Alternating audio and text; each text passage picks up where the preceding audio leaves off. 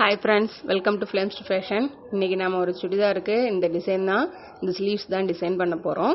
So இதை எப்படி பண்ணலாம் அப்படின்றத பார்க்கலாம். உங்கள் லைனிங் அளவுக்கு ஒரு கேன்வாஸ் ஒன்று எடுத்துக்கோங்க, 4 இன்ச்சு எடுத்துக்கோங்க. அதுக்கு சென்டர் பாயிண்ட் மார்க் பண்ணிக்கோங்க. அங்கேருந்து 1 இன்ச்சு உள் பக்கமாக மார்க் பண்ணிக்கோங்க.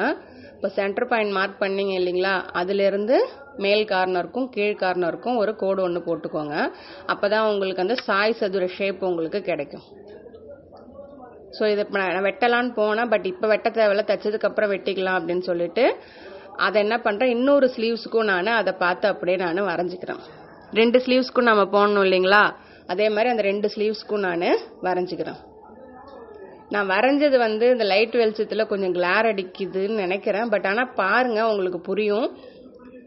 2 ஸ்லீவ்ஸுக்கும் அதே மாதிரி அந்த சாய் சதுர ஷேப்பை நாம் வரைஞ்சிக்கிறோம். இப்போ வரைஞ்சிக்கிட்டு கேன்வாஸை அந்த ஷேப்பை மட்டும் விட்டுட்டு எக்ஸ்ட்ரா உள்ள கேன்வாஸில் எல்லாத்தையும் நம்ம வெட்டி எடுத்துடலாம். இப்போ ஃபஸ்ட்டு ஒரு கேன்வாஸை முதல்ல வெட்டிடுவோம்.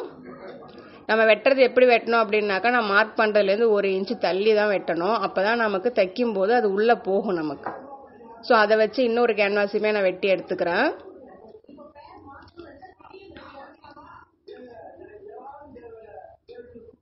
நான் இந்த ஸ்டிச்சிங் வீடியோ போட்டது ஒரு சிஸ்டர் ஒருத்தவங்க சொன்னாங்க, நான் ரொம்ப ஸ்பீடாக வீடியோ போடுறேன் அப்படின்னு சொன்னாங்க. பட் எனக்கு இது வரைக்கும் வேறு யாரும் சொல்லலை.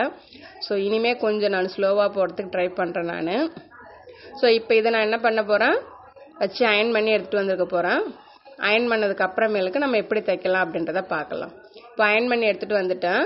இப்போ இதை என்ன பண்ண போகிறேன், கீழே கார்னரில் பிசிறு இருக்கிற மாதிரி இருந்துச்சு, அதை கொஞ்சம் வெட்டி அதை கரெக்ட் பண்ணிவிட்டு அதுக்கப்புறமேலுக்கு சுடிதாரோட மெயின் கிளாத்தில் வச்சு நாம் ஸ்டிச் பண்ணுவோம்.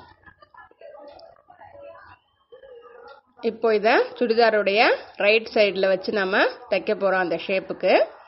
ஃபஸ்ட்டு நான் என்ன பண்ணிட்டேன், எப்பயுமே நார்மலாக அடிக்கிற மாதிரி பழக்கத்தில் நான் மட்டும் ஓரத்தில் தையல் போட்டு வந்துட்டேன். அதுக்கப்புறமேலுக்கு தான் யோசிக்கிறேன், ஆஹா நம்ம டிசைன் பண்ணுறோம் இல்லையா, அப்போ இங்கே தைக்கக்கூடாது அப்படின்ட்டு திரும்ப அதை கட் பண்ணி எடுத்துட்டு கரெக்டாக நான் டிசைனுக்காக விட்ட இடத்துல இருந்து நான் திரும்ப ஸ்டிச் போடுறேன். நம்ம இதை கரெக்டாக சென்டர் வரைக்கும் கொண்டு வந்துட்டு சென்டரை ஃபுல்லாக கம்ப்ளீட் பண்ணாமல் ஒரு 1/4 இன்ச்சு விட்டுட்டு தான் நீங்கள் தையலை மேலே கொண்டுட்டு வரணும். அப்போ தான் நீங்கள் வெட்டும் போது அந்த இடத்துல உங்களுக்கு கேப் கிடைக்கும். இப்போ இதை நம்ம திருப்பிக்கலாம். இங்கே பாருங்கள், சென்டரில் அந்த கேப்பை விட்டதுனால தான் நம்ம அதை கட் பண்ணி திருப்ப முடியும். நம்மளால் அந்த ஷேப்புமே நமக்கு கிடைக்கும். இப்போ உள்ளே இருக்கிறதுல 1/4 இன்ச்சு விட்டுட்டு நான் என்ன பண்ணுறேன், மீதி எல்லாத்தையும் கட் பண்ணி எடுத்துக்கிறேன். இப்போ எங்கெங்கெல்லாம் கார்னர் இருக்கோ அந்த கார்னருக்கு மட்டும் கட் போட்டுக்கிறேன். இப்போ இதை நம்ம திருப்பலாம்.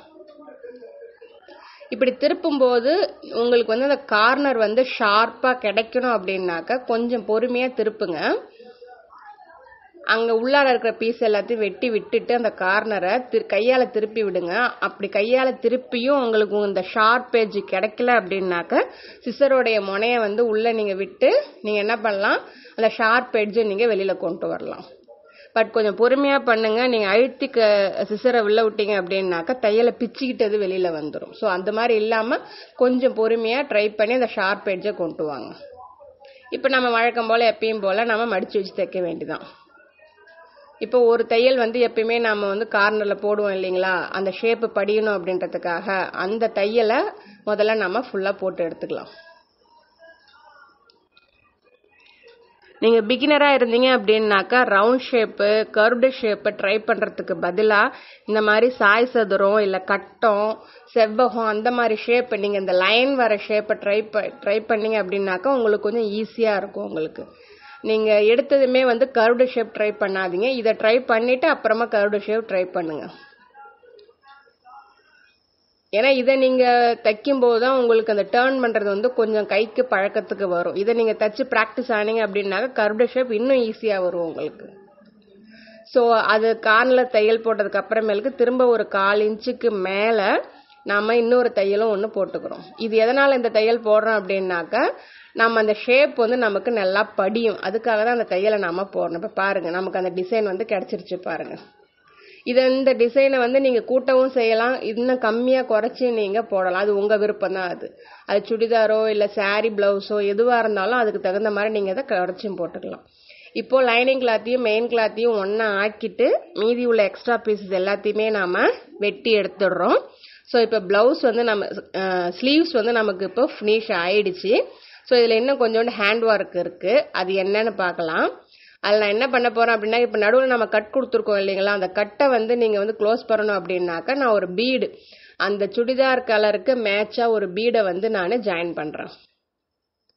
2 பக்கமும் ஜாயின் பண்ணி அந்த இடத்த வந்து ஓப்பன் இருக்கிற வந்து க்ளோஸ் பண்ணுறேன். நான் சுடிதார் வந்து பாசி கலரும் ஒயிட் கலரும் கலந்த மாதிரி இருந்துச்சு. ஸோ அந்த கலருக்கே நான் ஒரு பீடு ஒன்று எடுத்து அதனால முடிச்சிட்டேன்.